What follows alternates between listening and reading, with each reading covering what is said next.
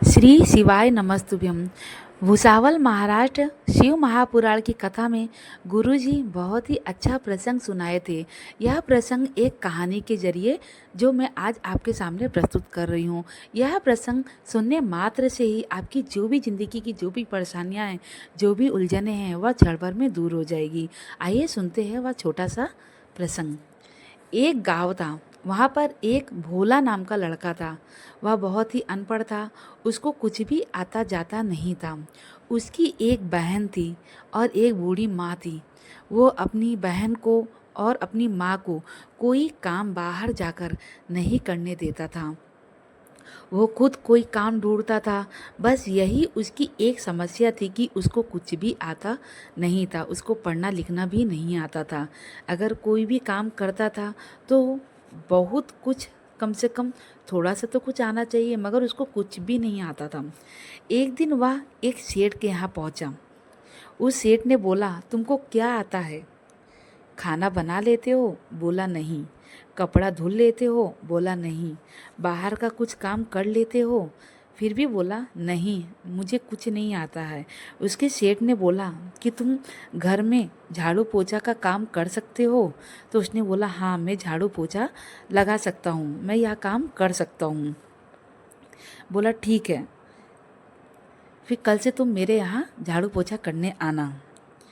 मेरे भोले तेरा सहारा है, मेरे भोले तेरा सहारा है, मेरी नैया का तू किनारा है, मेरी नैया का तू किनारा है।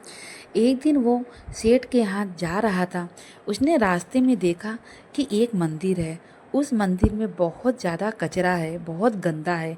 लोग आते हैं, फूल पान जल दूध सब चढ़ा के ऐसे ही चले जाते हैं। तो बोला पहले मैं मंदिर में जाके साफ़ सफाई कर लेता हूँ, उसके बाद सेठ के यहाँ जाता हूँ। फिर मंदिर में जाके साफ़ सफाई करने लगा और फिर उसके बाद सेठ के यहाँ जाता। हर दिन ऐसा कार्य उसने करना चालू कर दिया। मंदिर जाता, फिर सेठ के यहाँ जाता। एक दिन सेठ जी के यहाँ जाने में उसको लेट हो गया। वो सेठ जी गुस्सा में आ गया और एक दिन उसका हाथ पकड़ कर उसको घर से निकाल दिया। बोला मेरे यहाँ से तू निकल जा, तू काम चोरी करता है, तू मेरे यहाँ का काम छोड़कर कहीं और जाकर टाइम पास करता है, कहाँ जाता है रोज़ रोज़? उसने बोला सेठ जी, मैं कहीं नहीं जाता हूँ, मैं यहाँ आपके यहाँ आने से पहले एक मंदिर है रास्ते में, मैं वहाँ पर जाता हूँ, झाड़ू पोछा करता हूँ, फिर उसके बाद आपके यहाँ आता हूँ और कहीं नहीं जाता हूँ। आपके यहाँ भी काम करता हूँ और मंदिर में जाके झाड़ू पोछा भी करता हूँ। सेठ जी ने कहा तनख्वाह देता हूँ मैं, रोटी देता हूँ मैं, और तू मंदिर जाता है? सेठ जी ने कहा कल से मंदिर नहीं जाना, कल से तू सिर्फ मेरे यहाँ काम करने आना। उसने बोला ठीक है, मगर भोला का मन नहीं माना। उसने मंदिर जाना नहीं छोड़ा। वो सुबह उठता और जल्दी उठकर पहले मंदिर जाता, फिर सेठ के यहाँ जाता। वो ऐसा काम करने लगा, जल्दी उठता फिर सेठ के यहाँ जाता। फिर एक दिन उसके सेठ ने उसको देख लिया, कहा कि अब तू मेरे घर से निकल जा, तूने मंदिर जाना नहीं छोड़ा, तूने मेरी बात नहीं सुनी और मेरे घर से अब निकल जा, अब तू मेरे यहाँ नहीं आना, अब तू मंदिर में ही रह। उस दिन रात को जब वह वापस अपने घर लौटा तो खाली हाथ लौटा। तो उसकी माँ ने पूछा बेटा आज कुछ लाया नहीं खाने को? माँ ने पूछा क्यों बेटा, ऐसा क्यों? बेटे ने सब हाल बता दिया।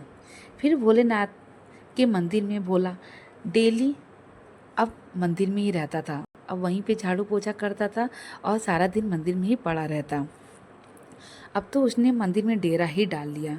एक दिन बहन ने पूछा भाई तू क्या काम करता है? भोला ने बोला अब तो सेठ के यहाँ से तो मुझे निकाल दिया गया है, अब तो सिर्फ मैं मंदिर में ही रहता हूँ। बहन ने बोली अब हम क्या खाएंगे भैया, हम कैसे रहेंगे बिना खाए, अन्न कौन देगा?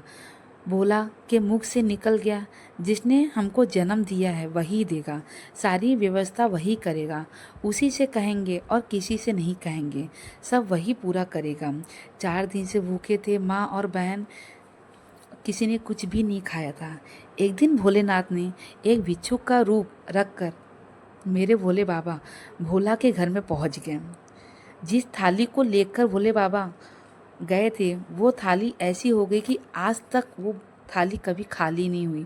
भोले बाबा ने इतना भंडार भर दिए कि वो भोला ज़िंदगी भर बैठ के खा सकता है। उसकी माँ भी अच्छे से रहती है और उसकी बहन भी अच्छे से रहती है। इसलिए कहा जाता है, जो जैसी भावना लाया वो वैसा ही फल पाया। जो जैसी भावना लाया वो वैसा ही फल पाया। नहीं खाली हाथ उसे लौटाया वो मन ही मन हर्षाया। नहीं खाली हाथ उसे लौटाया वो मन ही मन हर्षाया। और कर दिया माला माँ काशी वाले ने। और कर दिया माला माँ काशी वाले ने। लुटा दिया भंडार काशी वाले ने। लुटा दिया भंडार काशी वाले ने। श्री शिवाय नमस्तुभ्यम। हे भोलेनाथ, आपने जैसे भोला का उद्धार किया वैसा हम सब के भी उद्धार करिएगा। जो इस प्रसंग को, इस कहानी को सुनेगा, इस वीडियो को लाइक करेगा, नए होंगे चैनल को सब्सक्राइब करेगा, उसकी झोली खुशियों से भर दीजिएगा। और उसकी ज़िंदगी की जो भी उलझनें हैं, जो भी मुश्किलें हैं, उसको दूर रखिएगा। श्री शिवाय नमस्तुभ्यम।